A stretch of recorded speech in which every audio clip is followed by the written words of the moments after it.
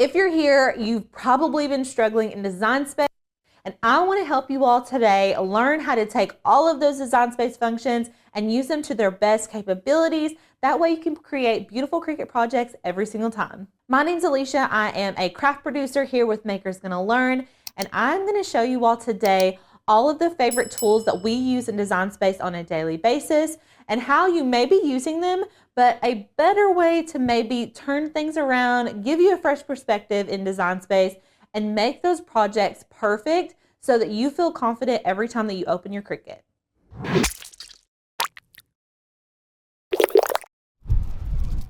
Okay, so we all know that Cricut Design Space can be very overwhelming. There are lots of different features. You can see lots of buttons up here on the top, lots of buttons along this left side panel. And then as always, we have these functions in our layers panel. So I do not want you all to feel intimidated by this. Listen, I have been there. I totally get it. So I just want to show you all what I used to do versus what I do now that has really changed the game for me when it comes to designing in Cricut Design Space. So the first feature I want to talk about is grouping versus attaching. So a lot of times whenever we go to cut our images, we're not really sure if we need to group them together so that they cut together or attach them together. Now the biggest difference here is that grouping does not affect where your images are placed when you go to make it. So let me show you what I mean. So I've got two images here, and right now they can freely move around on their own. But if I select them both and go up here to our group button, when you hover over it, you can see that that's the group button. I'm gonna select that. Now, whenever I'm working in my canvas, they're together. So then when we go to make it, they're in the same group here, and I can move them around. It looks like they're attached. Well, if I want to cut them exactly where they're at on my canvas, if I go to make it and they're just grouped, they are not going to do that. They are going to go onto their own mats, and Cricut is going to place them on the mat wherever they see that you're not going to be using as much vinyl. So it's going to automatically pop them up in this top left corner, as you can see here. And even if I made them the same color, say they were both the same shade of red, and I thought, oh, well, that should, make them cut where they need to go. Let me show you what happens when we go to make it over here. It automatically pops those up to the top left and flushes them as close as they can so that we're not using as much vinyl. Now, this is what you need to be doing if you want to cut these out exactly where they are. So I'm going to go ahead and ungroup these. So as if we haven't done anything here. Now I want my heart to cut up here on the top left, and I want my star down here in the bottom right. Well, the group function is not going to work for us. What will work for us is the attach function. So I'm going to go to the bottom of my layers panel, and our attach button is right here. I'm going to select attach. And you'll need to make sure if you're attaching things, they're gonna cut out of the same color, but they're also gonna cut out exactly where you want them on the mat. So when I go to make it, you can see they're in the same exact place, which is what we wanted. So I really love this feature. It's great for when you're doing one color cuts, if they've got multiple design elements that you wanna cut out at the same time. So if you were doing something like a t-shirt and it had like a words design on it, and you just wanted them all the same color, but you wanted to add like a heart or a star around the words, it's still going to be all red on a white shirt. You could attach everything exactly where it is on your canvas, and then when you go to make it on your mat, it's all going to be laid out exactly where you need it, so you're not having to worry about placing those items exactly where you need them, if that makes sense. So those are two that I got confused a lot in the beginning, and I'm like, wait, am I supposed to group it or attach it? And hopefully this clears things up for you all. All right, the next one is a big one. So last year, Cricut Design Space came out with these combined functions, one of those being the Unite function. So typically we were used to using the weld function. So the weld was when we wanted to basically weld two shapes together. We wanted to fuse them into one shape. So you can see I've overlapped my star with my heart. I'm going to select both layers, and I'm going to weld this and show you all what happens. So I'm going to select weld, And you can see here, it's just one image. Even in our layers panel, there's no sub layers under that weld result. So this is just one image by itself. This is permanent. The only time I can undo a weld is if I immediately do it after I have selected weld. So like we just did it, and I can go up here and select undo, and I can undo it. But let me show you all what happens if we do not do that. I'm gonna weld this together again. I'm gonna weld it, and then I'm just gonna go, I'm gonna save this project as stars and hearts. And then we're just gonna go to my stuff. I can kind of browse around, yada, yada. And then I'm like, oh, I need to go back and work on that stars and hearts project. Let me open it up really quick. I'm gonna hit customize, just open your project back up. And I'm like, oh, I wish those hearts and stars were separated. You can't undo it. You cannot undo it. So this is permanent. I cannot undo this. My image will permanently look like this forever. And that's where the unite function comes in. So let me show you the difference here. I'm gonna go ahead and just pull in a new heart and a new star for us to play around with. Okay, now I'm gonna go ahead, layer them over one another, and then I'm gonna select them both.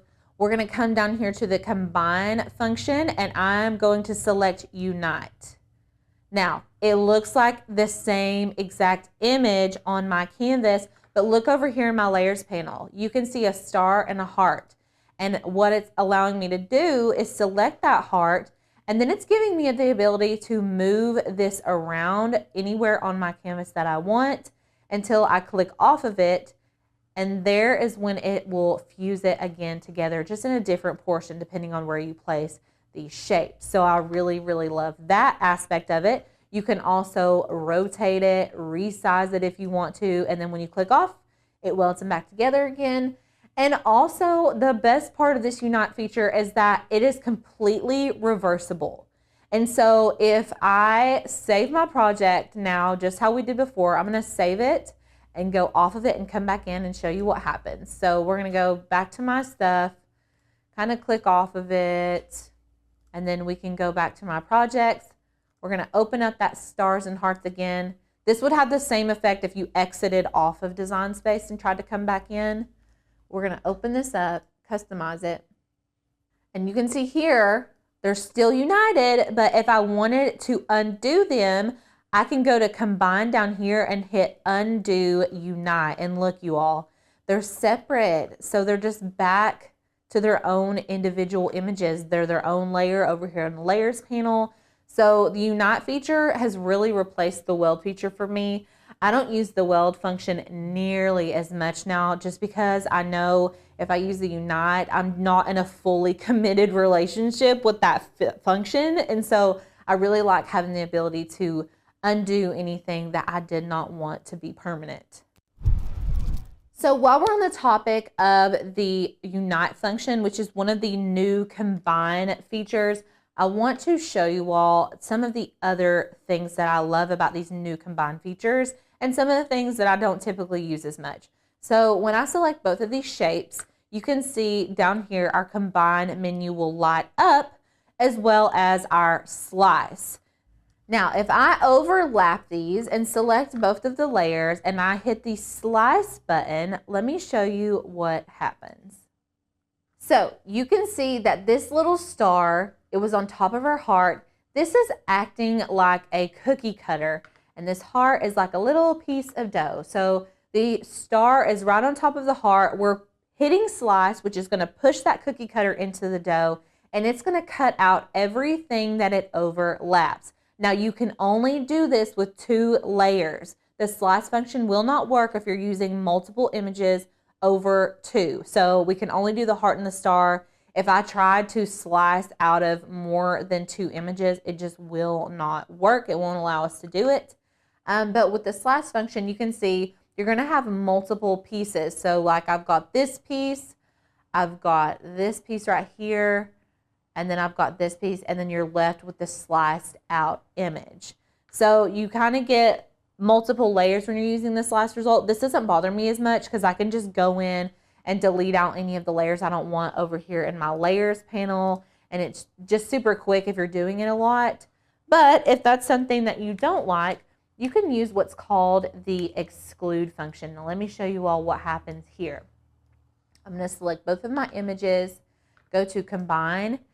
Now if deleting all those layers gets on your nerves, you can always use one of these new features that they've put in here under the combine menu, like subtract. So I can hit subtract, and you can see here it cuts the star out, but I don't have to deal with any of those extra layers because I knew I just wanted this heart with the star cut out of it, and I don't have to worry about going through and going to my layers panel and deleting it. For me, it's not personally a huge deal, but there are instances when the subtract function is going to work a lot better than just the slice function.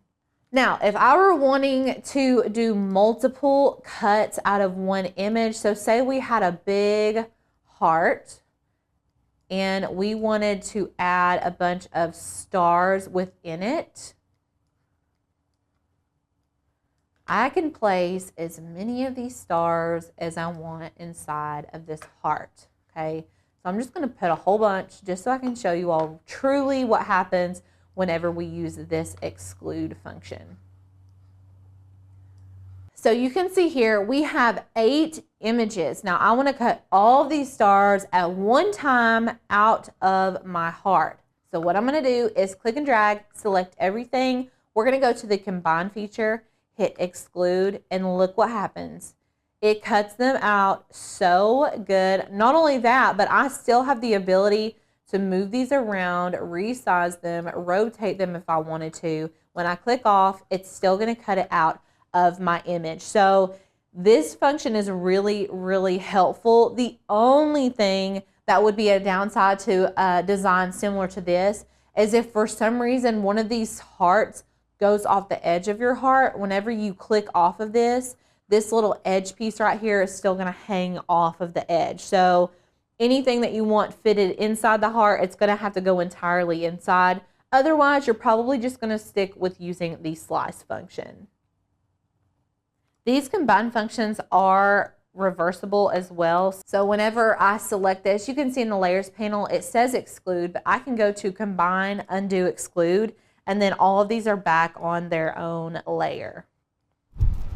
All right, so the next function I want to talk about is our offset function. This is something I use all of the time. I use it to add outlines to my images. I use it for print and cut so I can add a cut around my stickers. And what this function does is it adds a layer around the image, the same shape as the image. So it's just like a slight offset of whatever is already existing there. So you can see I hit my offset button. It's at a 0.25 offset, and obviously you can move this around to make it thicker or thinner. And then you can use the corners to make them sharp if you wanted to, and then hit apply. And so a lot of times I would be using my offset for adding an outline around my images. Well, let me show you what I've been using a lot of lately to get an even more precise outline of my image if I'm just needing the outline. So I'm not needing all of this right here. What I've been liking to do is go into my offset function and then doing an inset, just very, very small inset. And you can see it's a negative number up here. So a negative 0.153. And I'm going to hit apply. And then you can see there's the inset is filling in this star right here. Now, if I just wanted the outline of my shape, I can select both of those and I can go to my subtract function, and it's just going to leave us with the outline of the star. So that's pretty helpful in that way. You can do the same thing with the offset, but it doesn't give you as precise of a shape, if that makes sense, because you're going on the outside of the shape. So it's going to be a little bit larger proportionally. And if this way, it's just giving me the true outline of the star, if that makes sense. So offset, great feature. Inset, also a great feature, just great in different ways. The offset is just going to have a proportionally larger outlined version of the original image. Okay, one of the biggest issues that is talked about in the craft world is kerning our letters. So kerning your letters is basically adjusting them either outwardly or inwardly so that they touch each other and look like one solid word. So you can see here, using this font, all of the letters are spaced out. Now this is a script font, so the letters should typically be touching each other.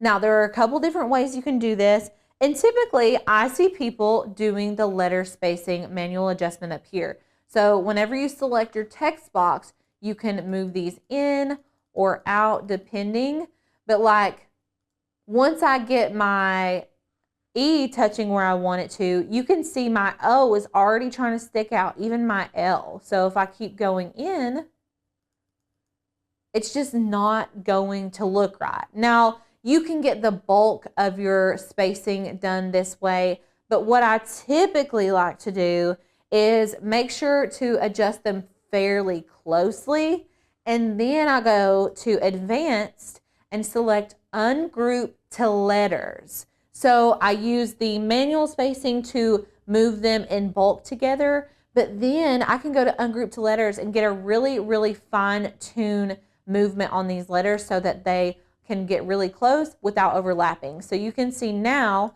I can select these individual letters, and I'm just bumping them over using the arrow pad on my keypad. And so I'm not having to move them a ton, and they're still going to stay in line, and it's not going to take me 1,000 years to get my letters kerned exactly how I want them.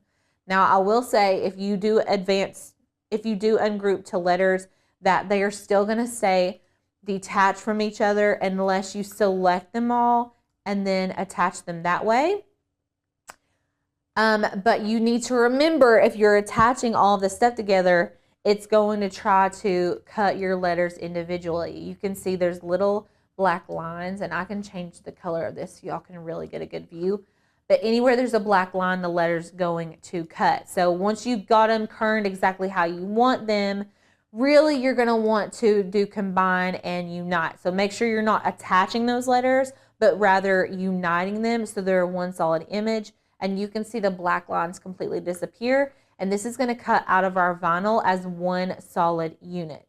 I'd also like to say, before you unite those, that you are making sure to edit any spelling. Make sure that the word is exactly what you want it to be, mainly because you cannot go back and edit it after it's united. The unite basically turns it into an image. So even though it's a word, it's technically an image now. And so it's ready to be cut, and it's not going to allow you to edit it. So make sure you've got your word exactly spelled how it should be, and that you don't plan on changing it before you go to cut it. A cool feature that Design Space has is the writing text feature. So I want to show you all how stinking cool this is. I'm going to change this to a sketch font. Now, if you've never heard of a sketch font, we offer these with our membership.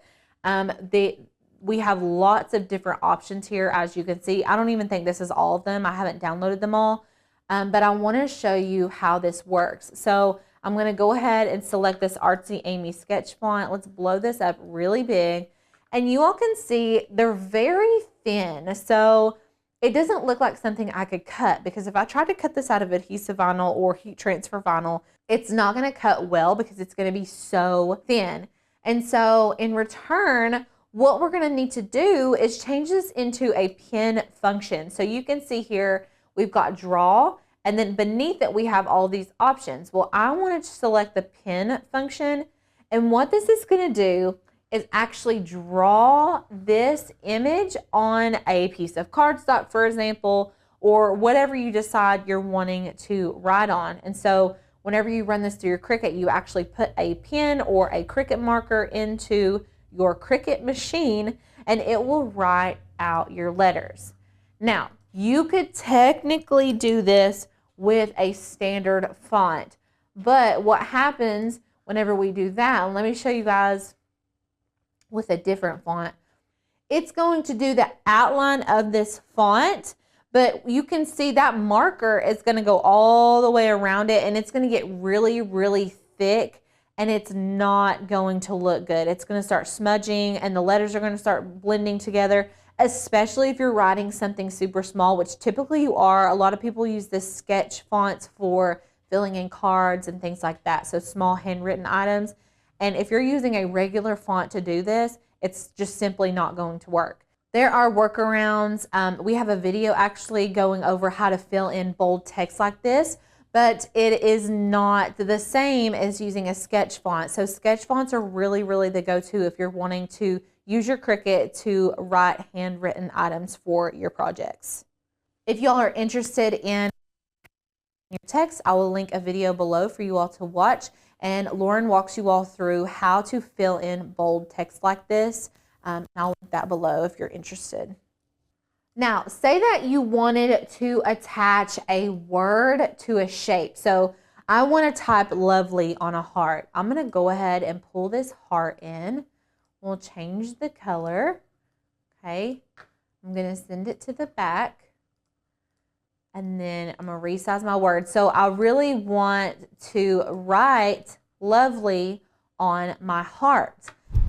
Okay, let's say that you want to add a word to your heart. So I already have my heart shape pulled in. I'm wanting to cut this out of cardstock, but I would love to write a note to someone on the heart. So you can go pull up a text box. Let's just start with the word lovely, and then I'm going to pick a sketch font like we just previously talked about, and we're going to use a script. You can resize it here, okay? But we need to make sure whenever we're pulling a new text box in that we're using this operations menu to our best ability. So right now it's going to try to cut lovely out of the heart, but I want to change that so that it draws the lovely on top of the heart rather than cutting it. But I don't need to change the function of the heart. That still needs to be a basic cut.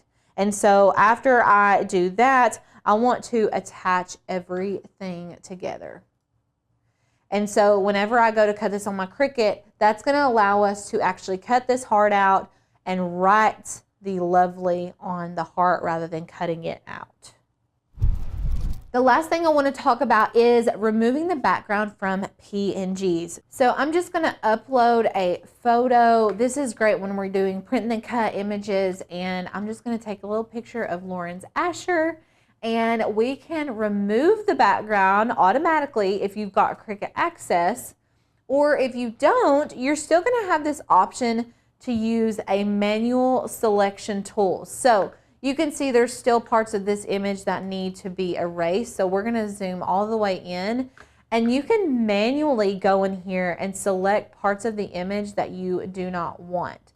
So if it's a similar color, it's going to take out the bulk of it just by selecting remove. So don't forget that you've got that option, especially if you're not an Access member. You still have the opportunity to actually erase the background, but that manual one is going to be super helpful in getting the bulk of the background removed. And then you can go in just with a standard erase tool, and you can go in and get fine-tune all of these little tiny pieces that you may not want in there. Another thing that's nice to do if you want to check your image is go to preview cut image. And so whenever we do this, you can see down here in this bottom left corner that we've still got a ton of area that needs to be removed. And so this allows us to really see what we're doing and making sure that we're getting a clean cut and erasing anything we don't need. And then you can go undo the hide cut image and you can see what is left. I hope you all were able to take even a little bit of knowledge from today's video. I feel like when I first started Cricut, I was so overwhelmed with all of these functions, but now that I'm using my Cricut daily, it's allowed me to really navigate Design Space much better. And I feel like I'm using my tools to their best capability. And so I don't feel limited by Design Space, but rather encouraged by it. So if you all love this video, make sure to hit the subscribe button and the little bell on the bottom so you're notified every time that we post new crafty videos. If you like this video and you're like, man, I would love to learn more about my Cricut, make sure to click the link below about joining our membership. We would love to have you all as a part of our community. We are constantly educating, motivating, and inspiring you all to create the best crafts you possibly can. We offer tons of courses, files, and fonts within our membership, and we would love for you all to be a part of our community. And if you like this video, make sure to watch this one over here. I think you'll like it just as much. Bye!